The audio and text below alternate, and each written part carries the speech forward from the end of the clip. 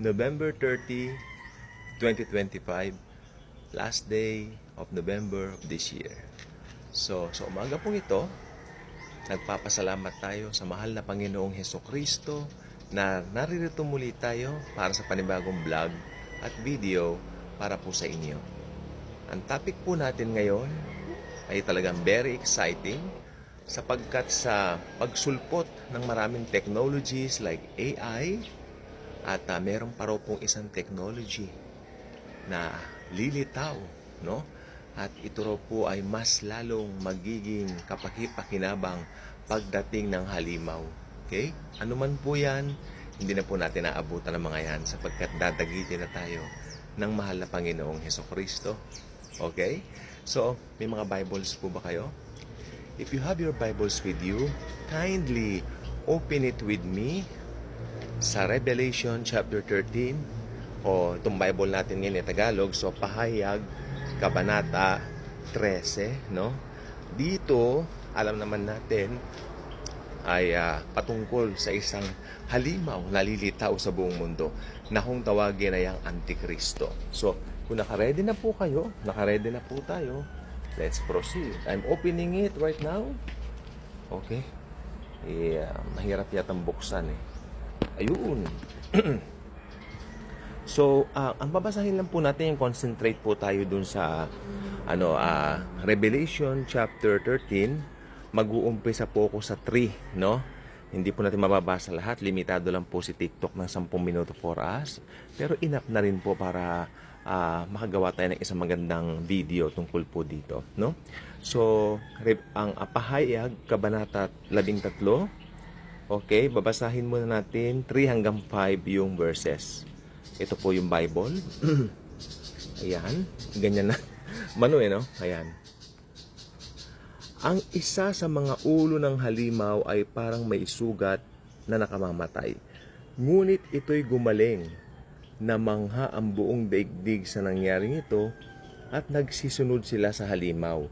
Sinamba ng lahat ng tao ang dragon sapagkat ibinigay nito ang kanyang kapangyarihan sa halimaw. Sinamba rin nila ang halimaw at sinabi nila, sino ang katulad ng halimaw? Sino ang makakalaban sa kanya? Okay? Malungkot na senaryo during the end times ay yung mapapasunod ng halimaw ang buong mundo. Magkakaroon siya ng power. Nabasa natin kanina, siya po ay nasugatan, no? Alam niyo ang Bible, pag sinabi ang nasugatan, kumakatawan po ito sa kamatayan, no?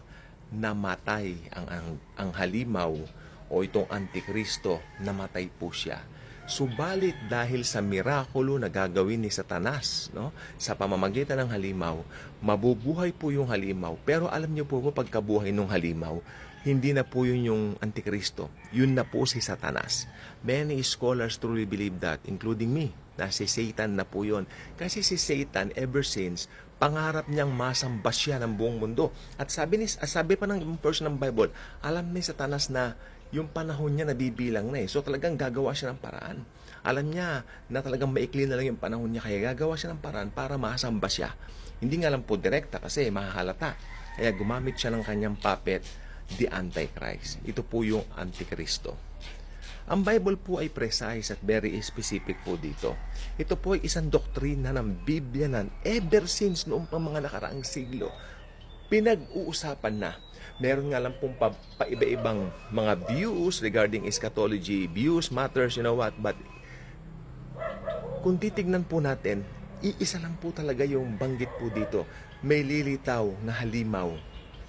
Alam nyo, yung mga nangangaral po nung araw like mga 15th century, mga something like that, yung mga dark ages, they don't know yet much more about technology like we do now, no?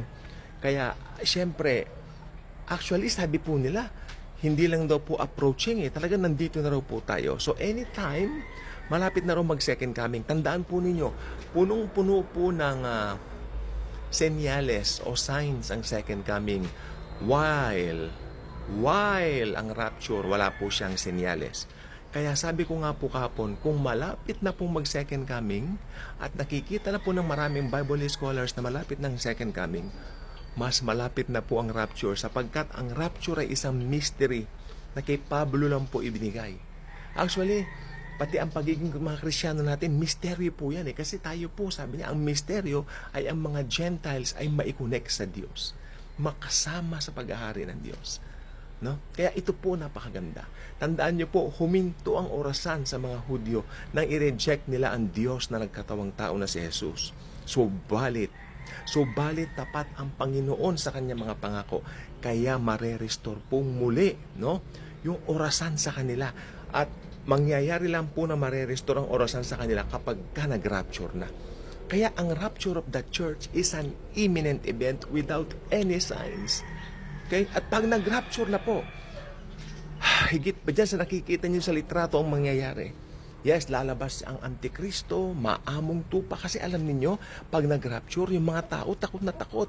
What happened to those millions of people? Bakit sila nag-vanish?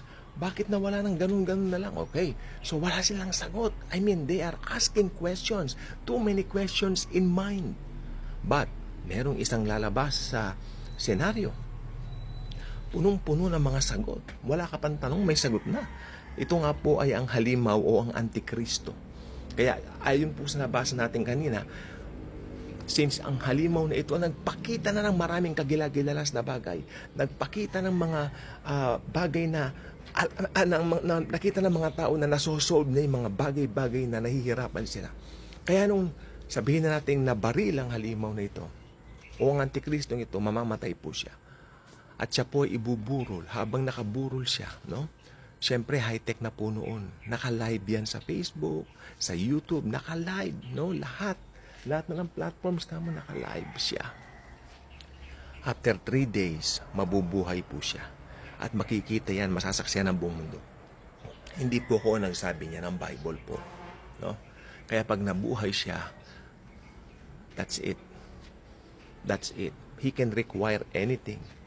Dahil may nasaksihan na mirakulo ang buong mundo, bumilib sila, and that will be it.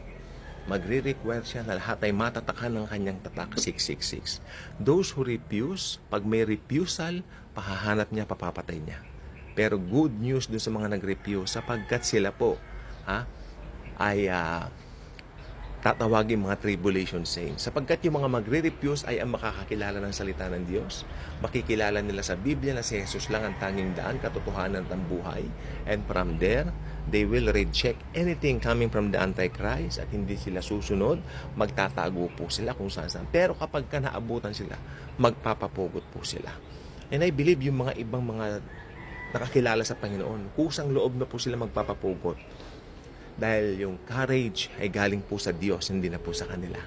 Okay? At yan po ay mangyayari. Hindi po ito delusion, hindi po ito illusion. Yung iba nagtatawa kapag ka nakakarinig ng mga itong mga end-time prophecy.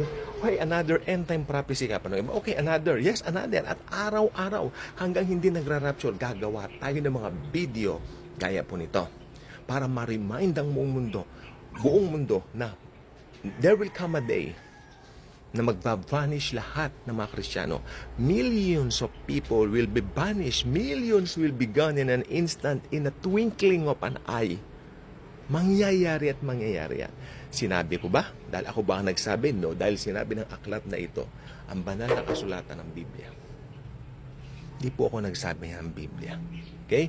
So lahat po ng ito ay napakagandang katotohanan, reminder sa atin na kailangan na nating maniwala sa ginawa ni Kristo sa krus, tanggapin ang finished work niya at maligtas at makasama po sa rapture at hindi po ma-left behind. Ka-good vibes ka na ba? Huwag ka rin ma-left behind na hindi maging ka-good vibes. Dahil sa totoo lang po, ang mga videos dito ay walang bida kundi si Jesucristo ang namatay sa krus ng Kalbaryo para bayaran ang kasalanan ng buong mundo, past, present, future. Only Jesus is the Savior. And since we have Jesus, we have everything. Patuloy nating ini-enjoy ang buhay. Patuloy tayong nagiging maligaya dahil kay Jesucristo, kay Jesus na nagbigay ng kanyang buhay upang tayo ay tubusin. I-share ninyo mga video sa Daily Good Vibes sapagkat dito wala pong ibang tinataas kundi ang pangalan ng Panginoong Kristo at ang nalalapit niyang pagparito upang dagitin na po tayo sa araw ng rapture. Rapture first, then second coming. Rapture first, then second coming. Yan po ang katotohanan na nakalahad sa salita ng Diyos. Thank you. God bless.